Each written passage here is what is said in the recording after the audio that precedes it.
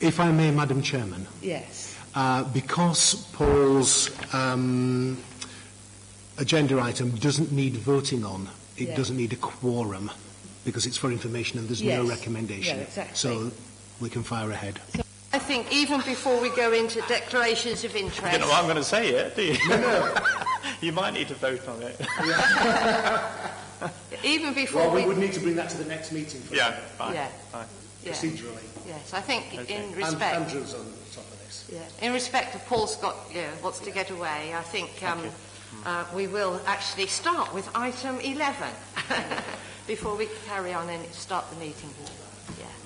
Well, thank you, Paul. Thank you for going to the conference, and I hope you found it worthwhile and enjoyable. I did, yeah. It was a good experience, and it was, as in often these cases, it's good for you to get out of your own little world and discover that there's a bigger world. Morning, Kevin. As well. Morning. That's all right. Now, Paul has got a meeting at past, and he's just giving a verbal feedback on the conference. And the second thing is it was very good to see David in a different world as well, and to congratulate him on being appointed the chairman of the National SACRE. So it was good. I couldn't eventually stay the whole day because I had a call early afternoon from Skybus to say there was no flying the next day, and I had to get back for a wedding. So, in fact, I ended up coming back on the Falcons so I could get back for that. So I did miss the last seminar. But the keynote speech was given by Charles Clark, which was very well received. And anything I've missed out, I'm sure David will fill in. But he reiterated that religion does have a place in national life, and that faith still had an important role to play in society and education. And he went back, in fact, back as far as the 1944 Education Act, and was kind of saying, well, here we are 75 years on, do we need to re-examine the framework in which what was then religious instruction is being, how it's being handled. How well are we enabling, and he gave this as an example, young people to be able to express a view that ranges from what you think about ISIS to what you think about gay cakes. And I find that particularly helpful. So he was suggesting that there should be a robust understanding of religion in 2015. And it does have a huge importance in the world scene, and there is an increasing need to understand religion in the modern world in all its various forms. He did raise, I think probably in one sense he raised more questions than answers, but then that's a good sign of a good teacher, and you probably find that's the style of a certain person in the New Testament as well. He posed the question, what should religious education actually be called? Is it time that we reflected on that as a title? Should it be taught right through school, or should it be focused on particular age groups? Should the curriculum be determined nationally or locally? And how do we achieve a rounded religious education in schools? He suggested that there should be more engagement between schools and faith communities. And one of the questions that I had in my mind then is, what role can the local SACRE play in helping that process? He suggested that non-theistic religions should be part of religious education syllabus.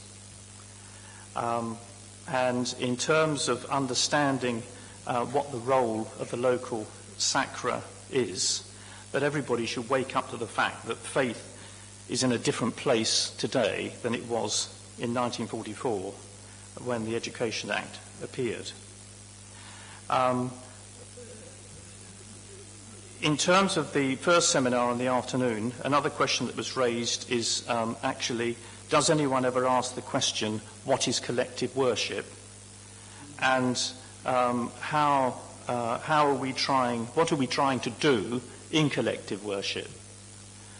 So again, that is a question that needs to be asked, and can SACRE help the process in answering that question for the local schools for which it is an umbrella? And of course here on the Isles of Scilly we're talking about one school. Someone did raise the question too, is that wouldn't it be a good idea if there was a SACRE for every subject? I'm not quite sure how that would go down, or how internally, in terms of the administration, that would cause. But just going back to that question about more engagement between schools and faith communities, I think that is an important thing to explore. And he did suggest that in matters of curriculum and religious education, there should be some dialogue with our local MP, because he is representing us, and that might be something that the local SACRE might want to keep on its radar screen. He suggested that sometimes there was confusion between RE as being an academic subject and religion in personal development, that there was a need for religious education to reflect the religious landscape of the place where it was set. There is still a tension between lived religion and sacred texts, and there should be there was a suggestion that religious studies in some places is still too Western and too male, and what can we learn from other countries in that respect? So I throw those things out rather like the parable of the sower, it was a very good experience, and I would certainly suggest that if there is an opportunity for anyone from here to attend the annual general meeting of SACRE, it will be well worthwhile to do so. Thank you, Paul. Thank you very much, and thank you for feeding back to us, and actually for attending the conference. And I'm glad that you found it worthwhile, and actually there are some pertinent things that you fed back to us today. I don't know, Christine, whether David would want to add anything to that. What I will add, thank you for that, I think that was very comprehensive, thank you. I'm not going to add anything specifically to that, but just to let you know of the latest developments. I received an email yesterday from Charles Clark, or the Right Honourable Charles Clark, I should say, and Professor Linda Woodhead, to attend a meeting in the House of Lords on Monday coming at lunchtime, because there's going to be a proposal for a new way forward and a new settlement for religious education. That Charles Clark, Linda Woodhead and Professor Lord Stuart Sutherland are actually pushing forwards, and I think Lord Sutherland, through his role in the House of Lords, may be taking that forward, and Charles Clark, in terms of his place in Parliament, will be taking the House of Commons taking that forward. So I do think it's quite interesting, because I think what Charles Clark was saying at the conference is probably foreshadowing some of what we may be seeing on Monday. And I have no details, but they will be reported back to SACRE at the next meeting. So I think we live in quite interesting times. I think the whole issue of the contested nature of religious education came out, and the whole conflicting, the issue of the conflicting aims and purposes that religious education and religious studies may have, certainly as reported by Ofsted in its last three long reports on ARI, I think as well were quite high in his mind.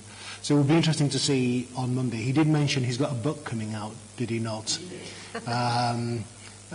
That will be free, which apparently is obtainable electronically. And yeah, a good bedtime reading for any SACRE member. Right, thank you. Well, Paul, before you move on to your next meeting, I believe this will be your last meeting of attending SACRE, so I would like to publicly thank you for your commitment to it and your enthusiasm for it, actually. I think you have really taken it on board. Well, I've enjoyed it very much, actually, and it's been quite a learning curve for me, I have to say. And that's been part of the exciting things about this particular post, that however long in the tooth you are, there's always something new to learn. Yes, well, we've enjoyed having you as part of us, and thank you very much, and may we wish you a happy retirement. That's good. Retirement. Thank you, Paul. Thank you.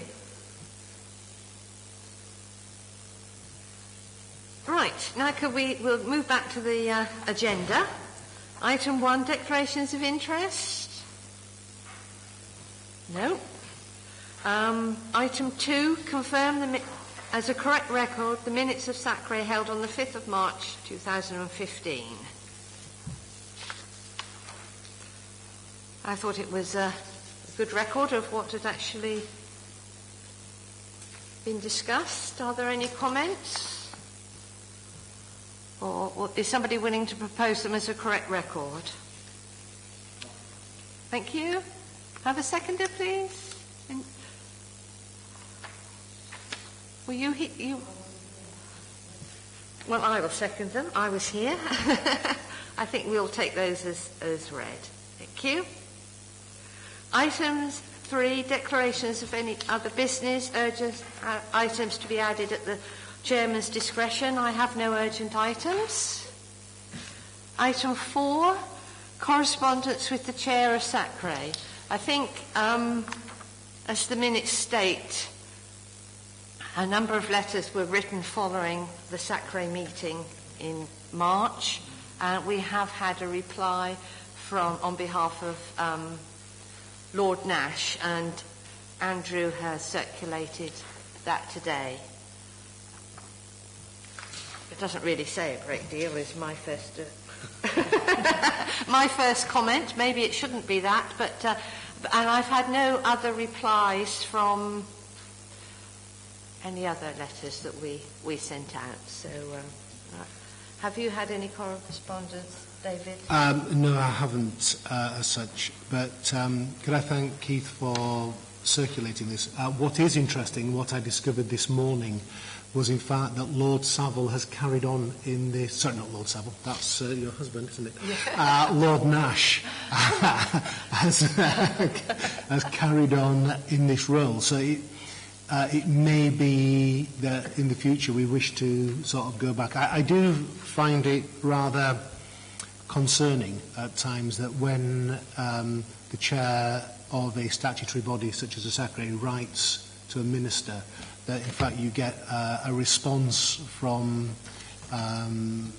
someone within the Department of Education, which doesn't necessarily give you the idea that Lord Nash has either seen nor considered this letter. So, but I think there's a sort of a watching brief there. Yes. And I think if there's enough noise from enough people, then they might start to sit up and take note. Sort of parallel to this, of course, the other thing that we tried to do previously with and a number of SACREs was engage with Eric Pickles as the Secretary of State for Communities and Local Government. And he just would never respond. He would send everything to Elizabeth Truss, the Minister, in order to be able to... for her to field it. But there's a new Secretary of State, whose name I can't remember, who seems much more amenable to actually engaging with the issue of SACREs. And perhaps we'll get a movement on two fronts, which I think will be quite good. Thank you. Any other comments? No? Item 5, public questions. Have we had any public questions, Andy? We have not. Right, thank you. So we move on to part 1, reports requiring a decision. Item 6, agreed syllabus review. Where have those years gone?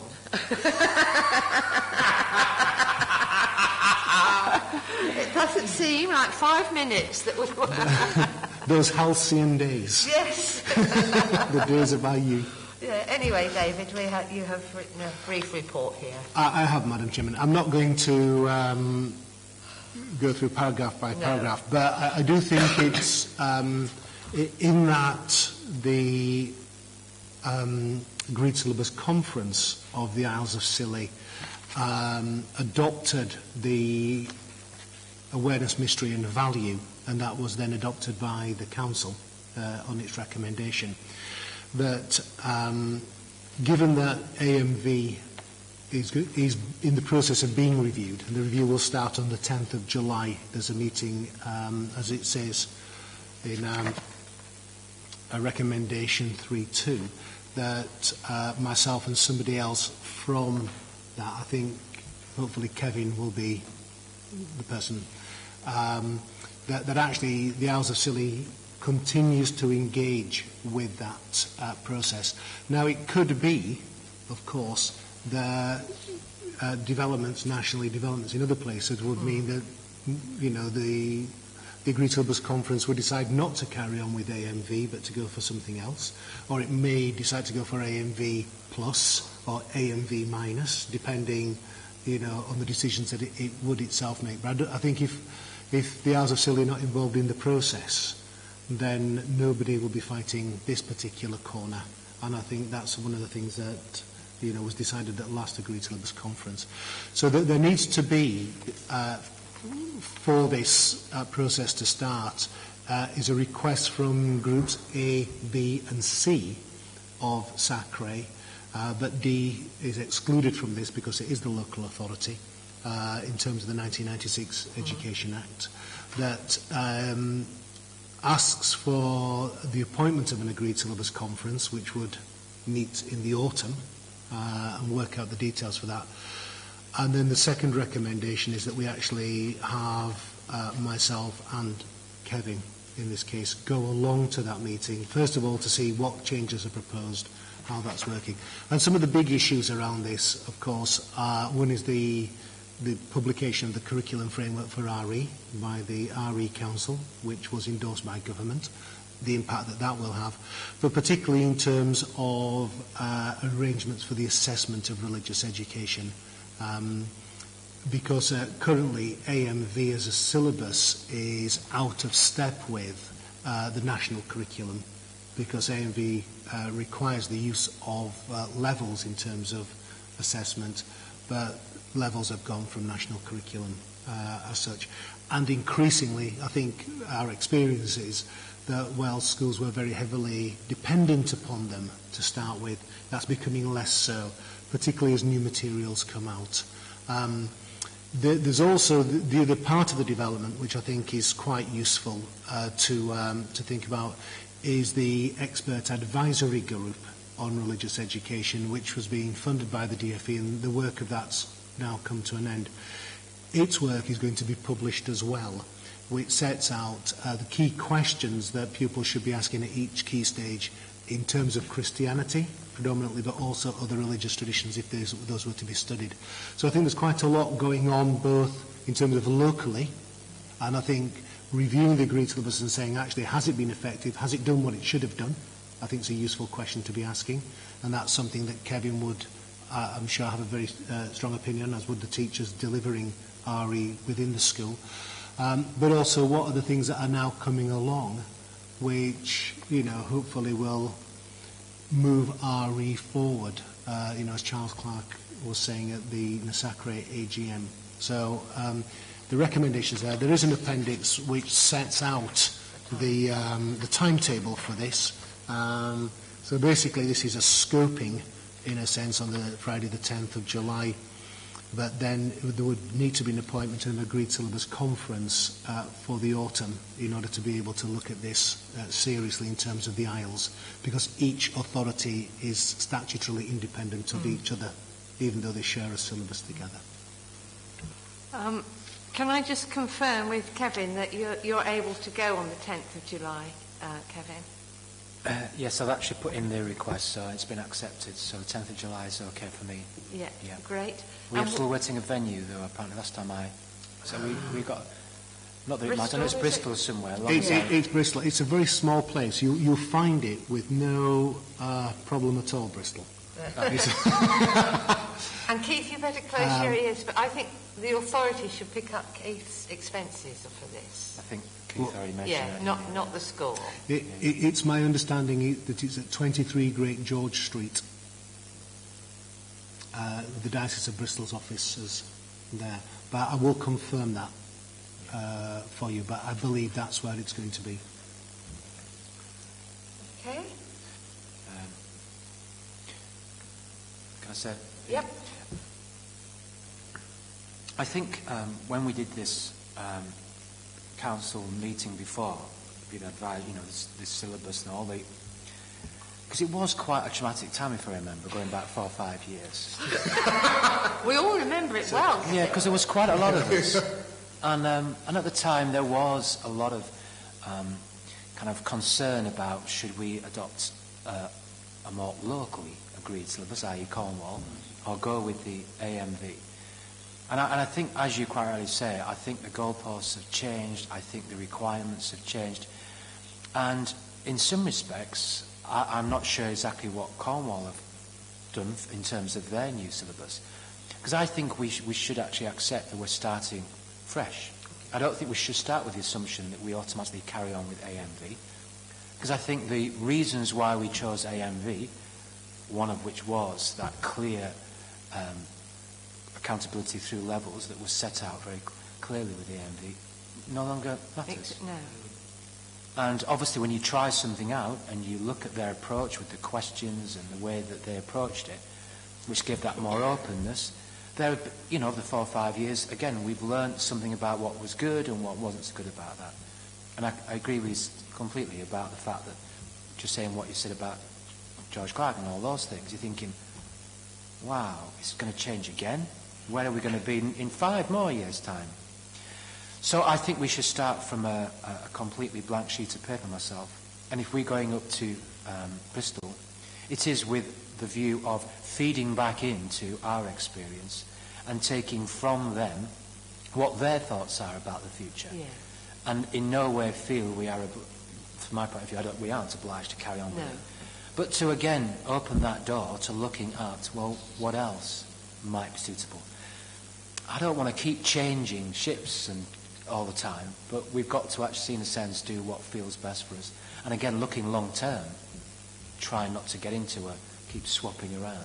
We need to think again longer than maybe 5 years next time. And I don't know. It is so difficult to plan so far ahead when we have got these 5-year little kind of windows and hurdles to jump through. So that's my particular view at the moment. I'm not in any way suggesting we should adopt AMV for the next 5 years. And so, therefore, I'm not excluding us looking, therefore, in the autumn term, or maybe beforehand, other syllabuses. And that obviously brings me away, because I'm not sure what your role is with Colin anymore. Now you've got that role. That's 2 of us. Okay. Because and it would be nice, I don't know where Cornwall has in terms of their reviewing of their agreed syllabus. So. Well, I can answer that quite quickly, Madam Chairman. The Cornwall agreed syllabus was reviewed in 2014.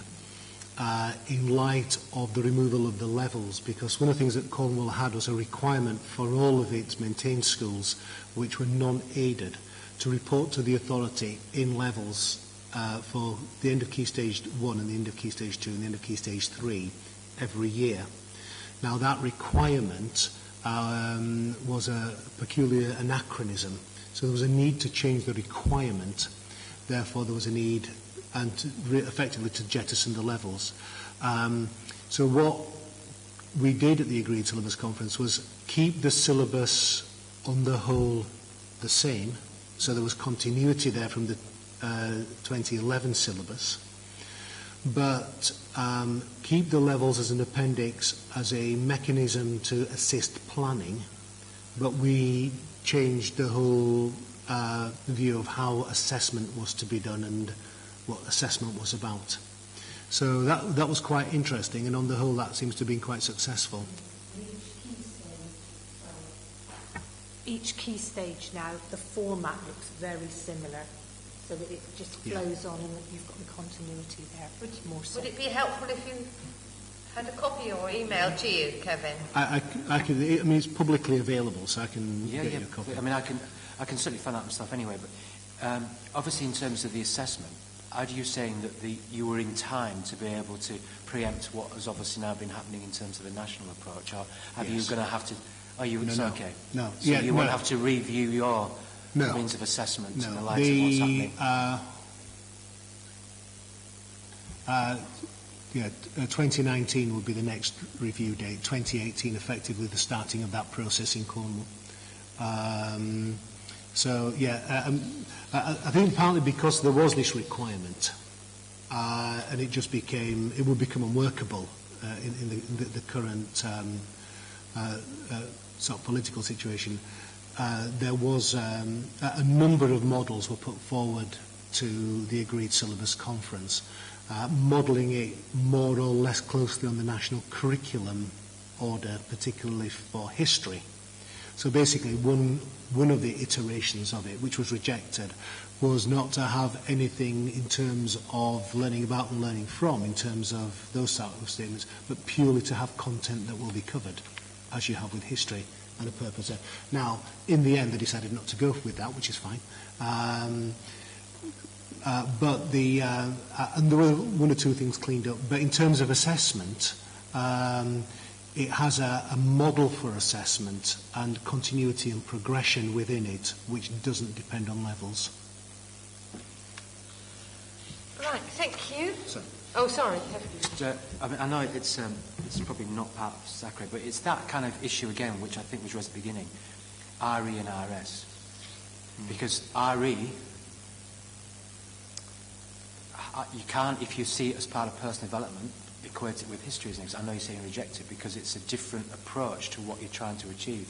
And I think here lies, again, this big conundrum about what actually is RE at Key Stage 4 and Key Stage 3, 1 and 2 about, as opposed to RS at Key Stage 4. Yeah. And I think that until we kind of really, in a sense, square that circle and try and decide, well, are they different, and what are we trying to achieve, it is difficult to know what you want to therefore assess. It's that whole philosophy of how you see RE. And I think that could still be a sticking point for some people.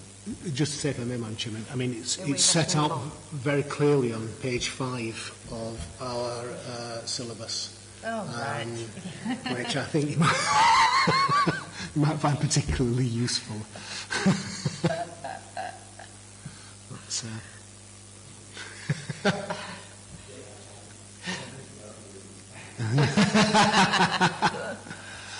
But obviously this might be an opportune time, with the government obviously focusing quite, RE sort of seems to have gone up the agenda a little bit.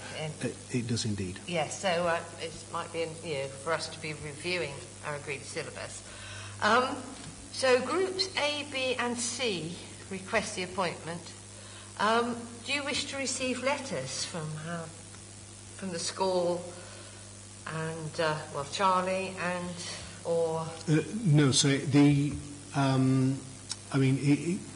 sorry, if I may, in terms of the request, it's a vote here at this meeting. Oh, right. So right. It would be a vote by Irene, Charlie and Kevin requesting that the three of them would need to request an agreed syllabus conference. So would one of you put in a proposal that... Thank you, Irene. Somebody second it. Thank you. Can you all vote on it? Thank you. Yeah, excellent. That's that bit. So that was unanimous. Yes. So and it's recorded as committees A, B and C voted in favour of a review of the agreed syllabus. It's not the named persons; it's the actual committees. Pardon? No, you don't. Yes. No. Well, it's an important procedural point. Yes. Legally. Right. So can we move on? Do we need to do recommendation 3.2 as well? Oh, yes. Well, I thought we'd agreed that Kevin was going. Could somebody propose that one as well? Thank you. Second, Charlie? Thank you. All in favour? I'll vote on that one. Thank you. That's done. So we move to item 7, new prevent duty on schools. Yes, Madam Chairman. In many ways, this does follow on from the minutes of the previous meeting. Yes. But at that stage, the new prevent duty had not been published. What was a bill was passed as an act and came into force on the 1st of April. 2015 as the Counter-Terrorism and Security Act. It does the general duty specified on placed on specified authorities is that a specified authority, and the Council of the Isles of Scilly is specifically mentioned in Schedule 6 of the Act, which is nice to know, along with the City of London, I think, and we get named in legislation. I think it's fantastic. It's good. We don't always think it's fantastic. Well, if you can have Australia in Eurovision, yes, exactly. So it's simply, in the exercise of its functions, to have due regard to the need to prevent people from being drawn into terrorism. That's all that the Act states in terms of this. There's a lot about control orders, which we don't need to worry ourselves about.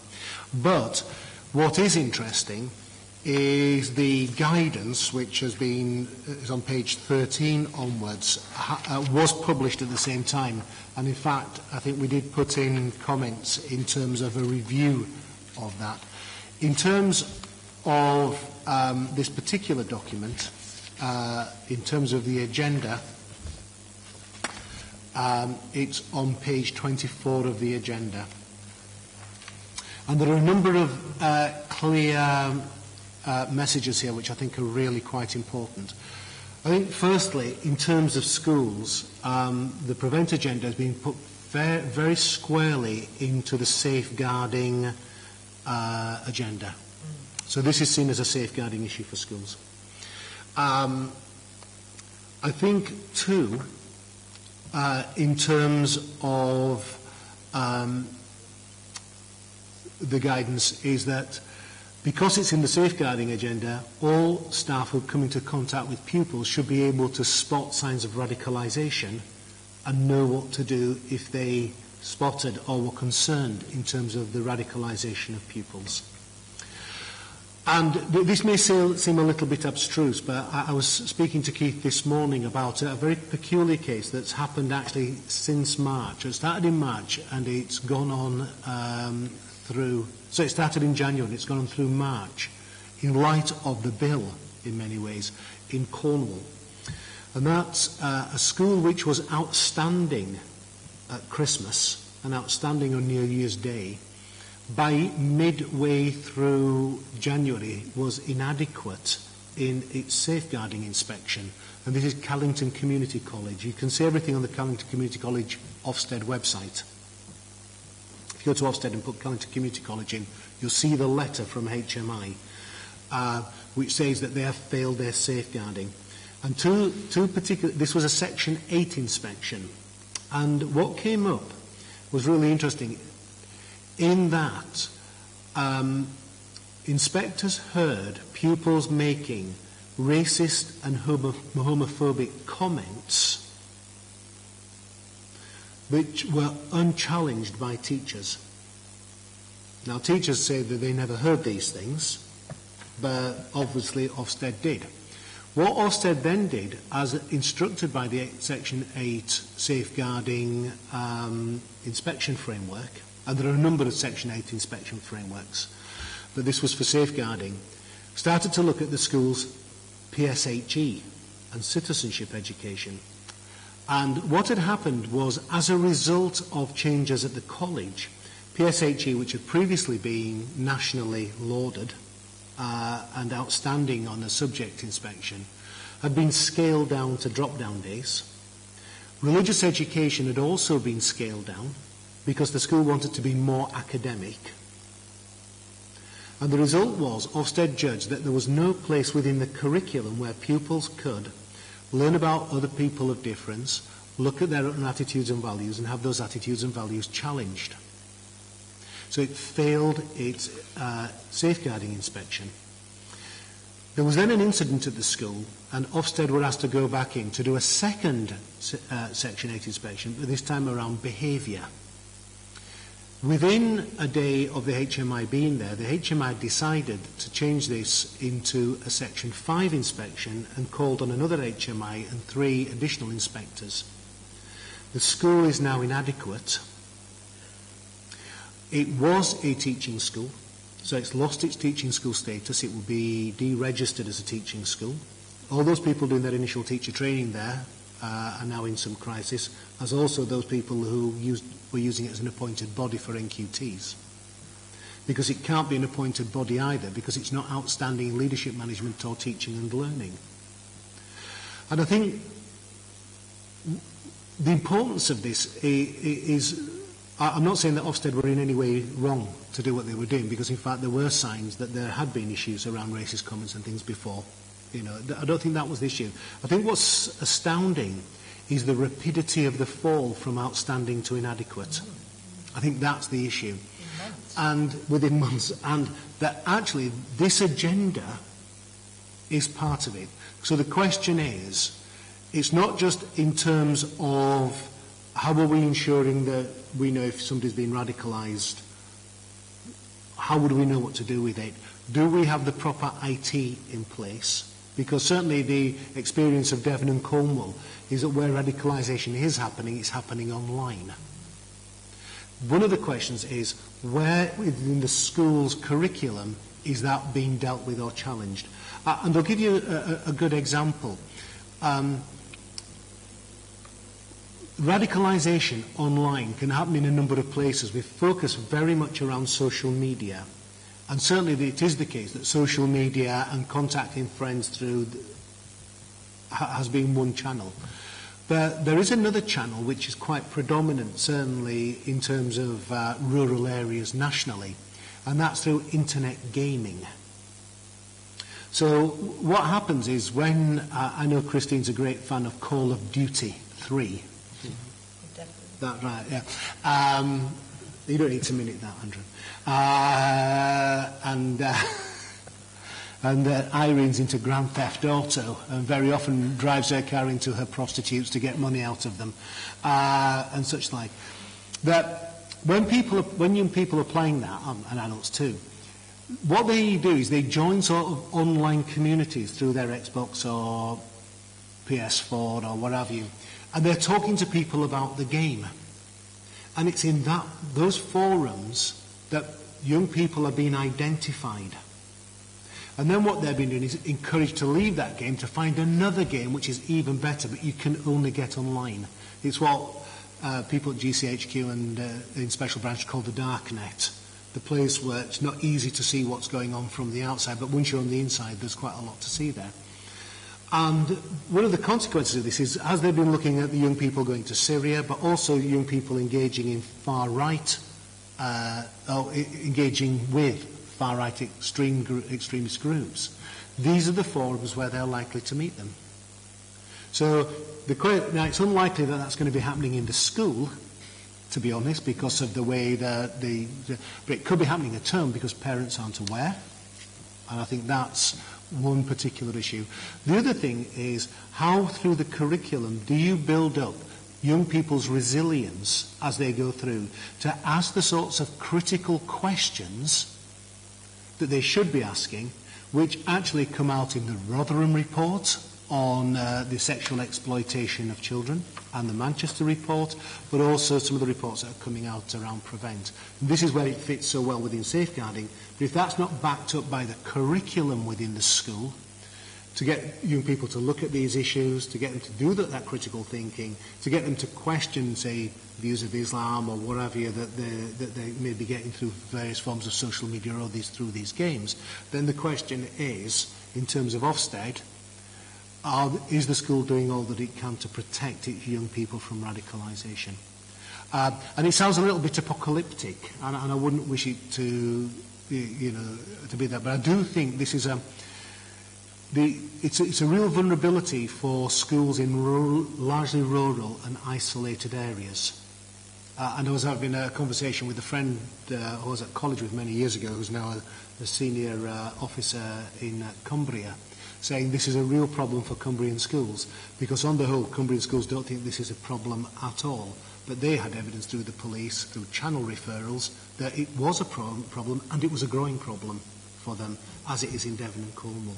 So I think this is a sort of a real issue. So the full guidance is there, and it is very clear on staff training, and Ofsted can come along and say what training have your staff engaged with in order to be able to do this. And in fact, it's quite interesting. I'm now, since I've left Cornwall, I'm picking up quite a lot of work with police forces and fire services, providing training around prevent for them, because even they don't think that they've got what they need in terms of their own officers, which I find quite fascinating. So that's sort of Appendix 1. The second appendix within this, which I think is really useful in terms of the school, because this is coming up on inspection, is from page 43 of the agenda, which was published back in November 2014, but actually has been modified slightly. They've slightly changed it, as they have with a number of things that were published last year, without necessarily doing a whole-scale change, because this is a version 2, I think. But how does the school promote fundamental British values as part of the spiritual, moral, social, cultural development in schools? And I do think it's quite interesting when you look at this, and if you look particularly on page 47 of your agenda, there's some quite interesting things to be seen. But if you look at the bullet points at the bottom, now if you look at the top set of bullet points, quite interesting is there is quite a bit there about understanding the legal system and about political change. So do pupils at the school know and understand, how Parliament works, how the judiciary works, how the Council of the Isles of Scilly works? So if they wanted to get something changed, would they know who to talk to, those sorts of things? That's very much part of the civics. But also, if you look on page 48 on the third bullet point down, particularly, an acceptance that other people are having different faiths or beliefs to oneself or having none should be accepted and tolerated and should not be a cause for prejudicial or discriminatory behaviour. And I think there what's quite important is what's the role that religious education is playing within that. So that's not just learning about something for the sake of learning about it, but understanding that people hold these things. And some of the work that's come out from James Conroy at Glasgow University, which I think is particularly interesting, he's saying very often that what religions do or what beliefs do is they make claims about the ultimate, about the other, about the significance of what it is to be human, those really big ideas. And very often what they find in RE is those big questions are missing because teachers feel uncomfortable with them, how to deal with them, how they would respond to pupils, where they find it much easier to talk about the concrete things that people do, because that's a safer place. That's particularly true at primary, but has been increasingly so at secondary, according to the research. So in terms of the recommendations, I think because things like this can quite easily pass schools by, is that the SACRE make the school, and of course the big issue here is not just for senior leadership or the senior management team, but for the governors of the school, because the governors of the school are ultimately responsible. If you go back to the Callington report, it's quite interesting. It hammers on about school governance. In fact, what happened, the EFA, the Education Funding Agency, because it's an academy, became involved. It would have been a local authority if it had been a local authority school. But also the Regional Schools Commissioner as well became involved. And they started a review of the governance procedures at the school or the college, which is not a pleasant experience, I would imagine. But to make them aware of this latest guidance, but also that in terms of any review to the agreed syllabus, is to actually take seriously the prevent duty and to ask the question in terms of what would you want young people to know about particular religious traditions, particular religious ideas and non-religious beliefs, which can help them to make sense of their world. Because if RE is not helping them to make sense of their world, as with geography or history or English or maths or science, then it's not contributing to the overall education of the child. I would also recommend as well the SMSC guidance as well to the school, but I would imagine the school's probably seen that already, but if not, I think the fundamental British values and its contribution to SMSC, I think is a really useful pointer for the school. And part of that, again, comes back to this thing about rural isolation. As we looked at last time, the market raisin school reports saying that the school hadn't done enough in order to ensure that it contacted people, or put them in contact with people of difference. I think the other thing in terms of the prevent agenda, which is really important though, because there is a caveat to that. So let's say, for instance, you get somebody to come and speak about Islam in the school, and you get somebody from the mainland. How do you know that that's the appropriate person to be doing that? So if you ask for Anam Chowdhury, that well-known radical, who is associated with all sorts of very extreme groups, he may be a very plausible voice. You might find him think, we'll get him and come and speak about it. There is an issue around how does a school vet the people that its pupils are going to meet, and that will be the same on a visit going. If you're going to go to take your pupils to London, and you're going to go and visit a mosque when you're there, what advice have you taken about what might be the most appropriate or best place from the people on the ground there? Then you don't end up taking them to somewhere where, in fact, they may be meeting the wrong people. And that's part of the safeguarding duty. And that's where the safeguarding duty, comes in with that broader educational experience provided by the curriculum, which I think is a worthy question.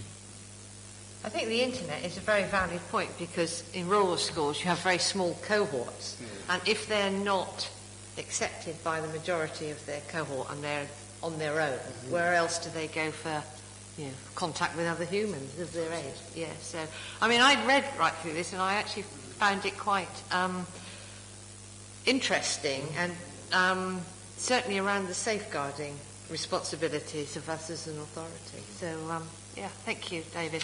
We do have 2 recommendations. I think they're quite simple. Kevin, yes.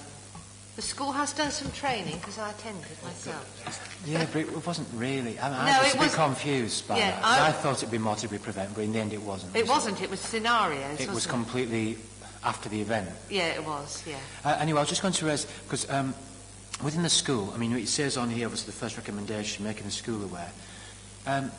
I think another player in this is the diocese, because I think there is the element of, as a VC school, how we, again, really engage with our values as a school. And I think these obviously help to shape it and make sure we don't lose, like in that school, the path that you're on.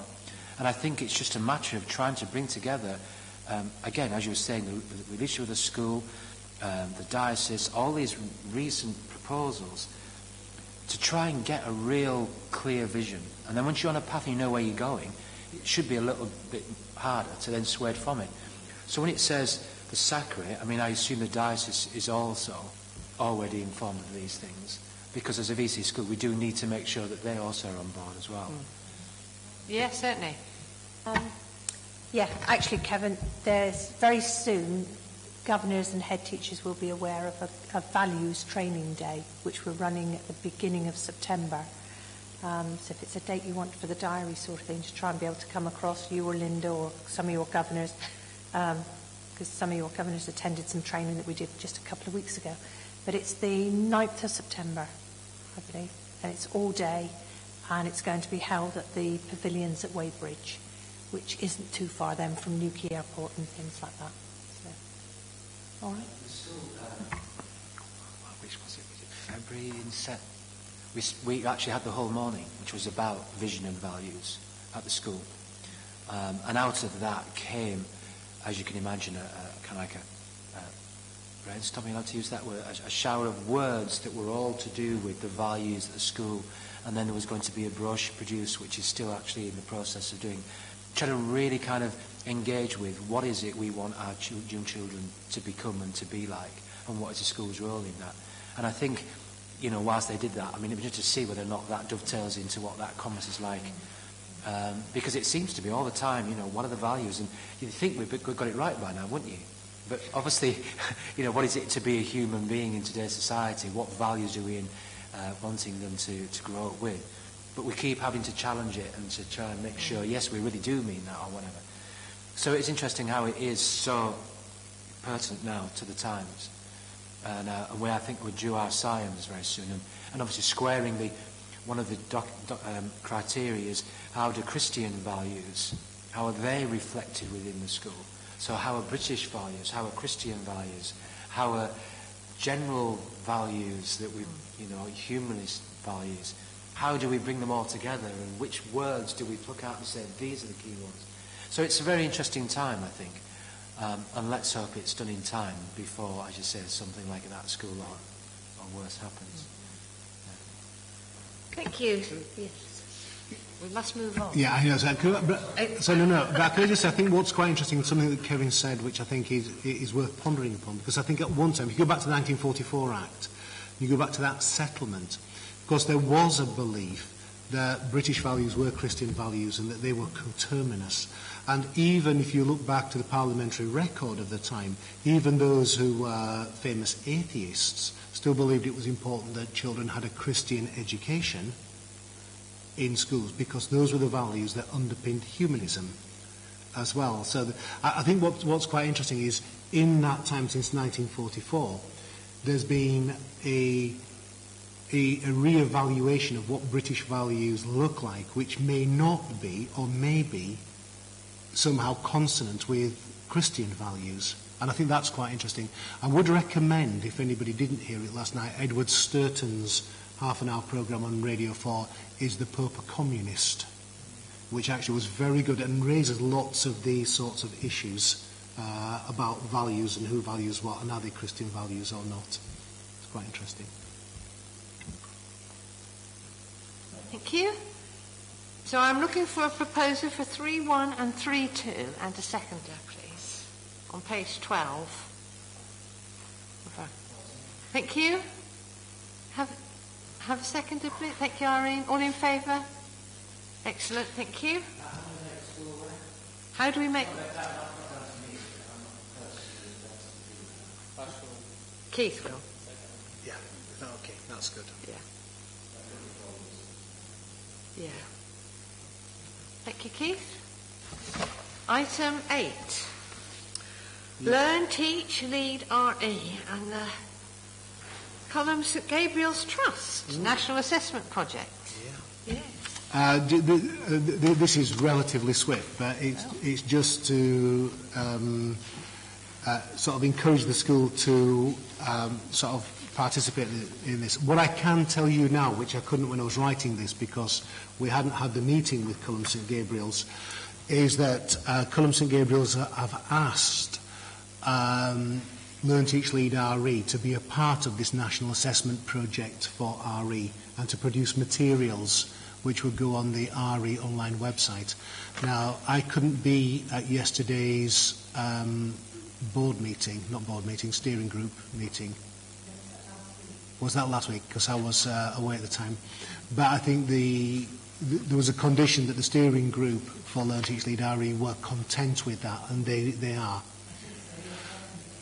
Now, as long as that there is appropriate remuneration, so let's say, for instance, Kevin was to do some time working on this, then we would be able to claim the money to pay for Kevin's time, if that was necessary.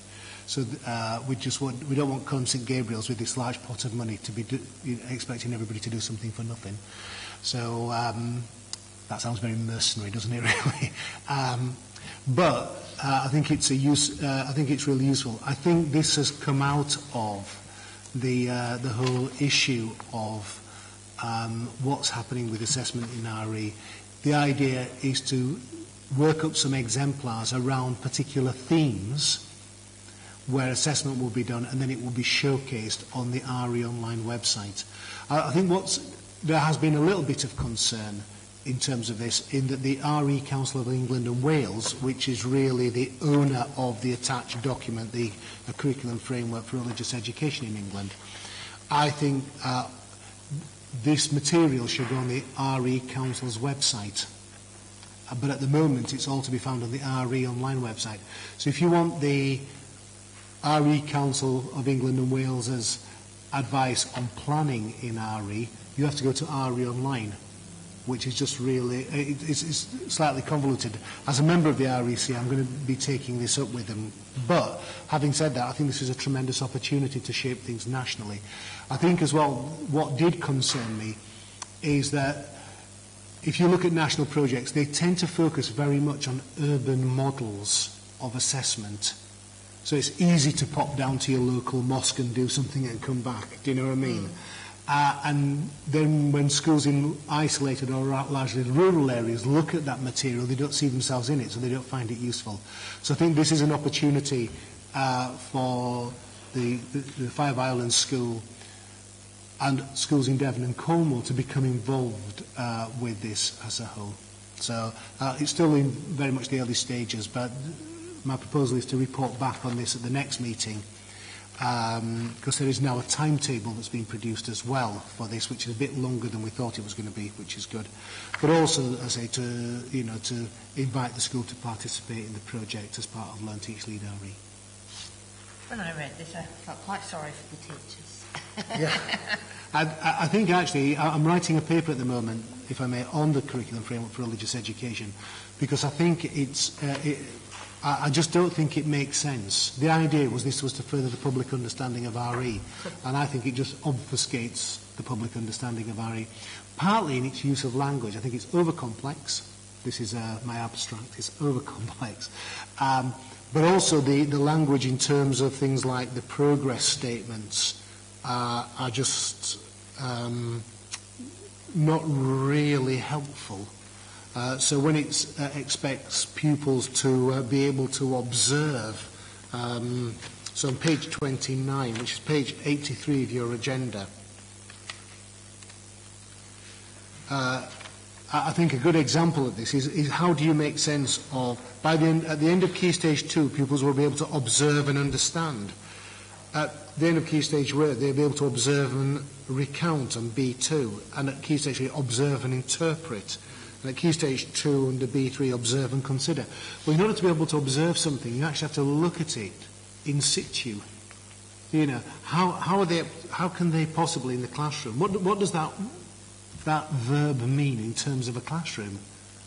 And I don't think it does mean a lot, really. I just think it's, so anyway, my paper hopefully will be published in the future. You'll be able to have a look at it. But it is tied into, this project is tied into these end of key stage statements because this is the national document. So quite how that will pan out, I think it's going to be really interesting. But it's an interesting document. Yeah. Obviously, 3.2 is that SACRE invite the school to participate. That might be appropriate if Keith again wrote to the school and invited them rather than Kevin to go back and have to report back. And then obviously the senior management team will discuss it. Well, it's a tricky one now because, as you know, Lou has left the school, or will be leaving the school. She's resigned. So, in terms of who would be able to take that on, if we're talking about its unique position of being a true school, it really needs a lot of focus and effort down at the primary, the younger age, Key Stage 1 and 2. And it would be almost impossible for me, without being released off time, to be able to do that in a particular way. Yeah. So it's a tricky one, how the school would be able to do that, unless there was a commitment from management to actually say, look, this is important to us, we need to get this right. Let's get somebody in place who is given responsibility and, And that's why I think it's better if actually Keith writes to the school rather than, as a request from, obviously, SACRE. Yeah. Thank you. Anyway, we do have two recommendations, 3.1 and 3.2. Obviously, again, appropriate that we are doing a review of our syllabus. Can I have a proposal, please?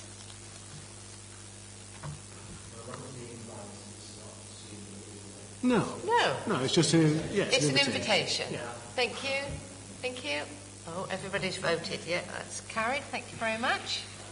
Where does that take us? Oh, SACRE annual report, item 9.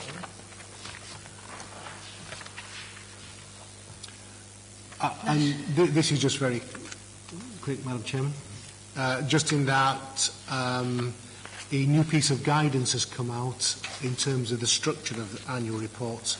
and it's just to, the recommendation is, in principle, to use this guidance as the basis for the annual report, which will be published in the autumn term. Yeah.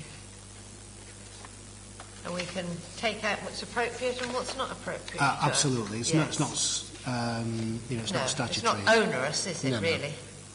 No. So we've got a quick recommendation that we take note of the National Association of SACRE's guidance, which I think makes sense. And I think it would be good if we actually had feedback from, if they bring all the reports together and actually disseminate.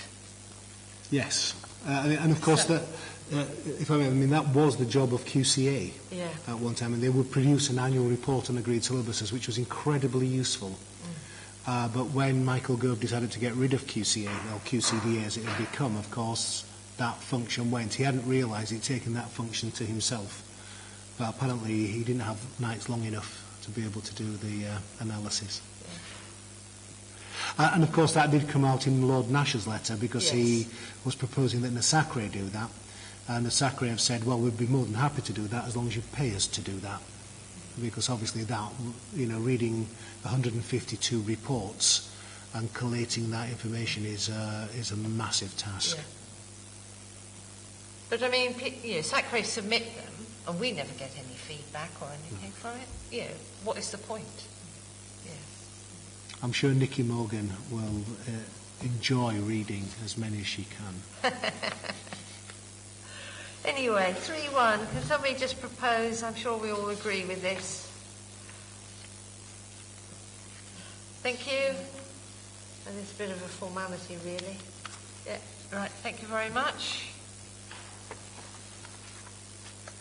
Now we get on to new National Association SACRE website. Yes, if I may, it doesn't have to be very long, because I appreciate the presage on time. We're on the right thing. The National Association of SACRE website, and what I can do is give you the login details. I'll give them to Andrew, and Andrew can share them with you as they change. The whole new website, which is intended for SACRE members, has been redone. And what it's not as intuitive as I would like it, but it is quite useful. So down the side, there's a menu which you can sort of have a look at. And on the front page, there's a SACRE member survey, which is not live yet, but hopefully will be quite soon. New resources that are there if you want to find out what's going on. So what's quite useful about it is that if there are things that you want to know, there's quite a useful search function on there as well. But in terms of things like what very often you find that I get is the whole issue around frequently asked questions. So in the last week I've had 2 conversations with people in London who come in as, we have a question from the SACRE, we want an answer. And the frequently asked questions now all have a particular place. The thing is, what's a bit awkward is none of the links are on here, all the links are down the side. So if you need to use it. So let's say, for instance, we're now going into a period where we're going to look at the agreed syllabus. If you wanted to feel more genned up about the agreed syllabus, you click on that. Here is a series of questions that people have been asking in terms of the agreed syllabus. So question 5, for instance, at random, can agreed syllabuses require maintained community voluntary controlled trust and foundation non-denominational schools to provide accredited courses for Key Stage 4 to fulfil the requirement for RE Post 14? So the answer's there. The answer to this is clearly yes, and was encouraged by the 2004 non-statutory national framework and the current RE review, Religious Education in England 2013, page 28. Pupils at Key Stage 4 can expect their work in RE to be accredited. Whilst an agreed syllabus can require a school to deliver RE through accredited courses, it cannot require the school to enter all of its pupils as candidates for such courses. This is a matter for the school. SACRE, though, is within its power to ask the local authority to investigate why a school might have no or below expected numbers of entries for accredited courses by the end of Key Stage 4. So the idea is to sort of have one place where SACRE members may decide to go. Also, there are things on there, such as the West Hill SACRE Awards, which gives money to schools for particular projects in furthering of RE. And that may be something that SACRE wishes to, and the school wish to engage with sometime in the future. And it tells you about the previous awards that have gone out, so last year's awards. And they do come to a few £1,000s for each SACRE through the West Hill Trust. And those are the sorts of projects. And then there's an application process there. So it has to be July the 24th this year. And all of the things there. Hold on. Oh, there we are. You've got to go to those bits there. And it goes back to the Prebendary Canon Michael Metcalf. So this is live now, the website? This is all live now, which is really good. Useful documents that are there. So if you want to have a look at those useful documents, they've all been put up there. SACRE briefing, if you want to see the latest SACRE briefing, and that there'll be a new one coming out soon. But that looks at different agenda stuff. It talks about the SACRE annual report, which is there. So it's just a really useful thing that SACREs themselves might want to use as they're going through. And SACRE members, in terms of looking at their own training and development, may want to have a look. So if they've got a question, they can go to the website, and that's open access to SACRE members who have the login. There is a public site as well, but to get onto all the resources stuff, your SACREs have to be... well, I'd have to give it to Andrew, and Andrew would have to pass it on to you, because I can't remember what it is, but I've got it set up for it to go automatically. That's otherwise. So Andrew email it out. Andrew can email it, and then when it changes, Andrew can email it again, because when the subscription renewal goes in, then it all then the password is changed, and the account, the login, it changes yearly. But it's been added to all of the time in response to new things that come along. So there are a number of things that we're going to be doing. I've just redone the one for agreed syllabus conferences because it was out of date. Some of the language wasn't right. And what we've done is I spent 7 days looking at about a quarter of the website, and other people looked at other bits of it, just to make sure that all the language is the same, that everything relates, that there's not over duplication. Because I think what happened before is that as things were added, it wasn't necessarily added in a very logical way. So you had sort of an accruing of masses of material that then nobody could find their way through, which was a massive... And that happens to lots of websites. Yes. It's overpopulated. Yeah, it's not peculiar to... but it is quite a useful thing to have if you're a SACRE member and you get the urge to find out more, which is quite useful. And I think in terms of things like going to the meetings with the other AMV authorities, it's useful if you have some of the briefings there to be able to say, actually, shouldn't we be thinking about this, or what have you? It's quite useful.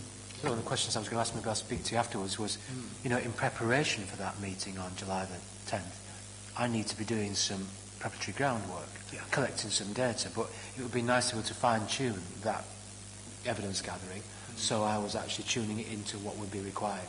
So I'll maybe chat with you a bit later if there might even be something on there. Yeah, what to gather from the school before I go that would actually inform what kind of things they'll be wanting to know about. So, yeah. So, I mean, it's just a verbal report, and it's just so people know that it's useful. There. Yeah, and it's been all jazzed up with pretty colours. I think that's. I like the lilac. It's Sorry. I like the lilac. It's quite good. But yeah, there is the SACRE member survey is quite interesting. It's causing some controversy in light of there's been a national campaign since Lord Nash's last letter to SACREs from certain quarters trying to give a very negative narrative about SACREs and calling for their disbandment and the getting rid of locally agreed syllabuses and having a national curriculum for RE, which has been quite interesting.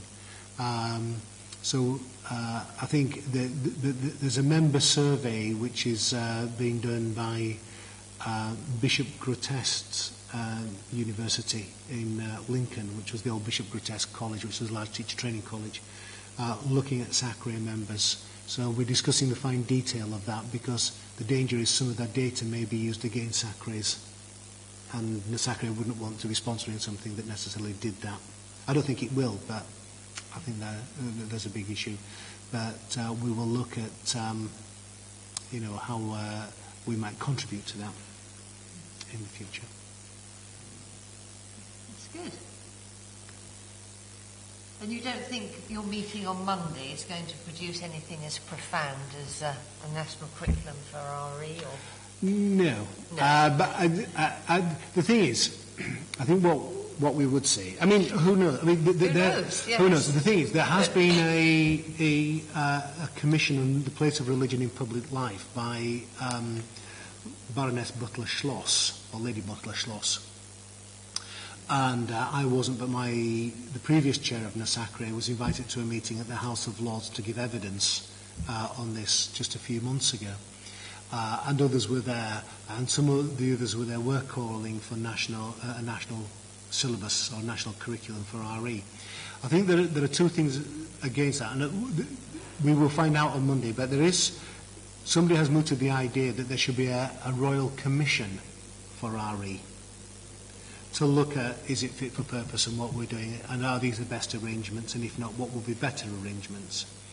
I think what's interesting in terms of Charles Clark, and it was in fact himself who said that there should be, he proposed that every subject should have something like a SACRE in its local authority to look at the health of that subject and monitor it and to support it, because it felt that could be really useful. And getting partners. And I think in large authorities that may be a lot easier than in small authorities, but you can understand how that could work. But I think Charles Clark believes that there's a real role for SACREs.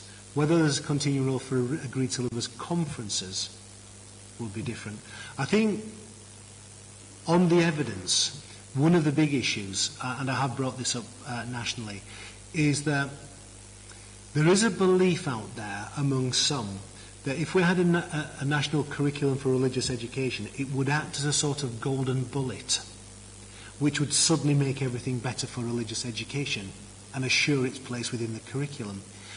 But I don't think that can be sustained. If you say, well, actually, there's a national curriculum for citizenship, and that has virtually no impact in most schools that you look at. Certainly in terms of the national curriculum for history and geography at primary school, there's a lot of questions about how effective that is. So certainly in terms of national curriculum, art and music, on the whole, they have no impact on art and music in schools at all from evidence nationally. And certainly the Music Teachers Association have been ranting on about this now for a while, that we have this national curriculum, which is just ignored by most schools. I think the other changing thing, of course, is that the national curriculum doesn't apply in academies and free schools. So increasingly schools are being forced into academisation where they won't have to follow the national curriculum anyway. So does it make sense to be arguing for a national curriculum when the national curriculum is increasingly looking like a dead letter? I think it's an interesting question. Yeah. It is an interesting question. Well, thank you for that, David. That's a pleasure. Look forward to getting the email address and having a little browse. Yes, have a browse. Yes, thank you. Obviously, Canon Paul Miller gave his report back. Do you wish to add anything to the... No. No. Right. In which case we'll move on to item 12, which is the parliamentary briefing paper On religious education? Yeah, if I may, it's just again, it's not for voting on, it's just purely for information, but I just thought members might find it quite useful. I was actually involved partly in its, not production, but amendments, because there were things wrong. What they've discovered, what Parliament have discovered, in fact they're now talking to the DFE, is that the Governor's Handbook is actually incorrect when it talks about statutory requirements. So that's good, because I said, so that's wrong, and they said, but we've lifted that from the Governor's Handbook, which I haven't really sat down and looked at for a while. So they're now talking to the DFE about amending the Governor's Handbook to make it right. But I do think it's quite interesting on a number of things. One, it does set out the statutory requirements, which I think is quite useful. I think also that it sets out some of the things about the requirements in terms of, not the requirements, but the changes in terms of GCSE and A-level, which will be becoming more increasingly important now. The boards are due to publish their specifications based on the criteria this month, because first teaching will start not this September, but September coming, which I think is quite important. I think the other thing as well, it does situate this within terms of the parliamentary debates about religious education. And going back to something that Canon Paul Miller said, I think is quite interesting, is it may be that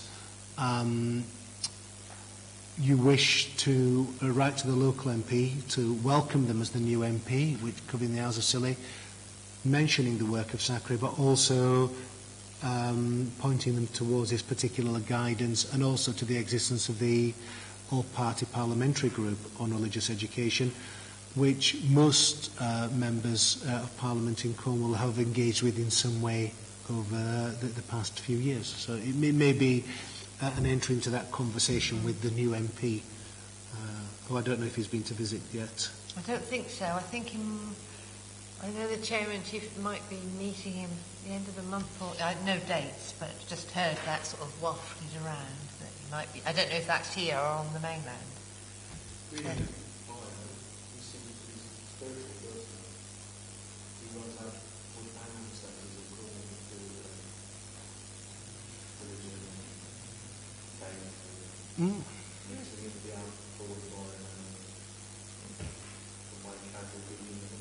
Oh, I hope the old casual Googling wasn't too painful.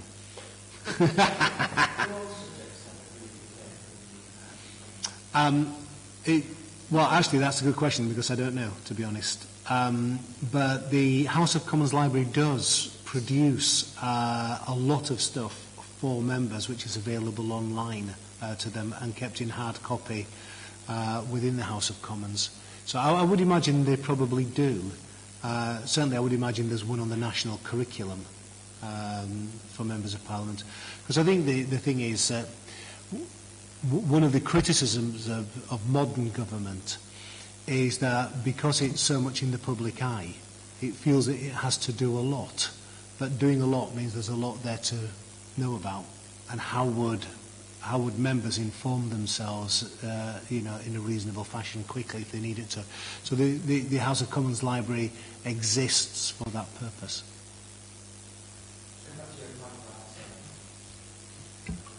Can you put your... Yeah. I mean, I suppose two things spring to mind. One, obviously, RE is part of the basic curriculum. So to get a national curriculum would actually, I suppose, confuse things a bit, possibly. And secondly, as you may be aware, when the schools now have been assessed for pupil progress, RE sadly is not counting as one of the 8 subject points. The 5 for the EBAC. Oh, yeah, sorry, it's not actually, so in terms of... Sorry, if I may. The pockets, yeah.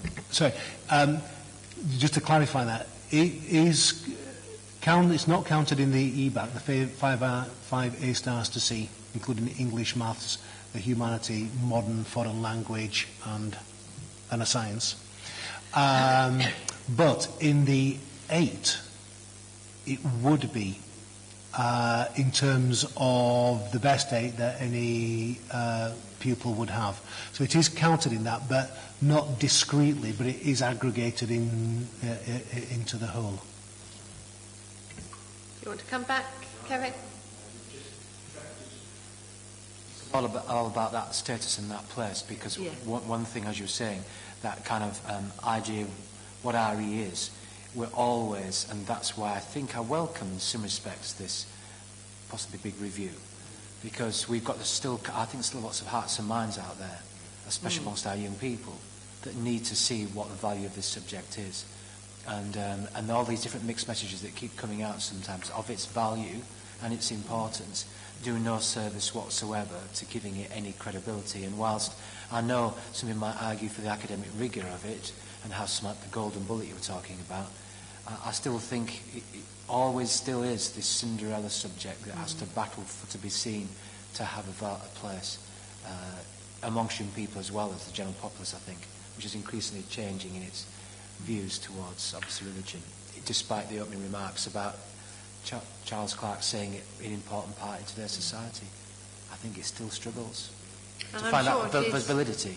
It might still be there, but to have a valid voice and to be recognised as a valid voice is becoming, you know. And I'm sure it is within individual schools as well.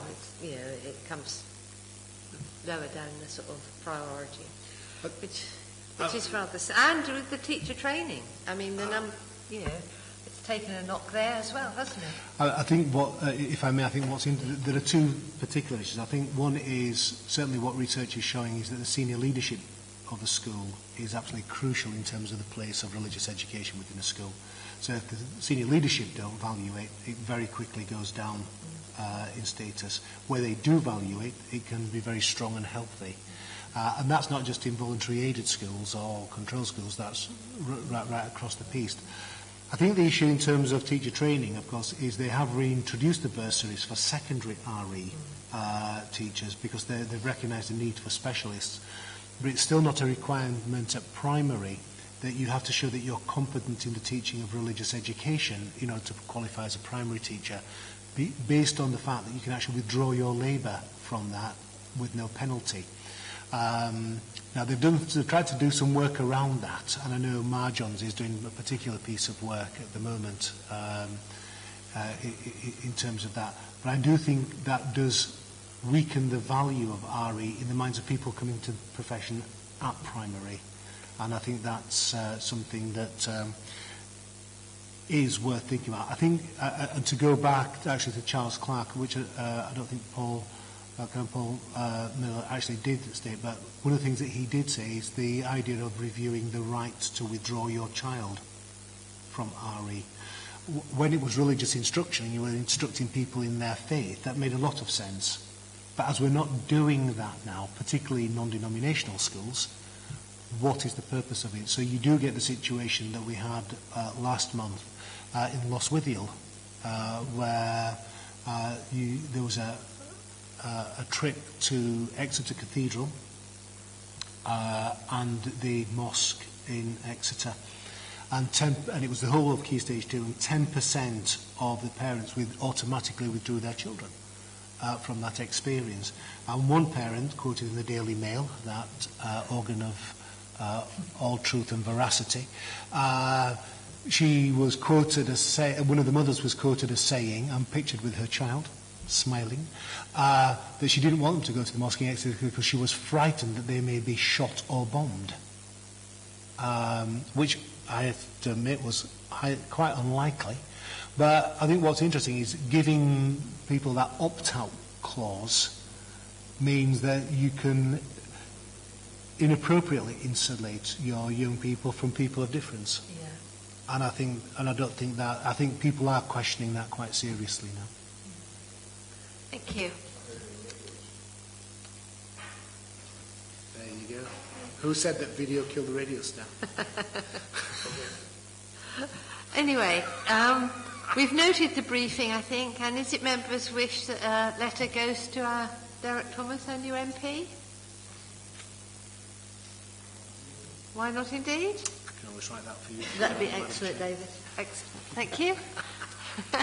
I was hoping you'd say that.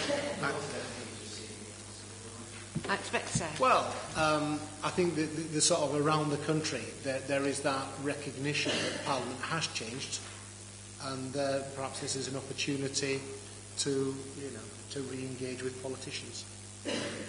Well, that does bring us to the end of the meeting, because there's no reports in part 2 of part 3. So thank you all very much, and thank you, David, for all your reports and input. And again, congratulations on becoming the chairman of the National Association. Well, so and more importantly, and I'm surprised the press weren't here.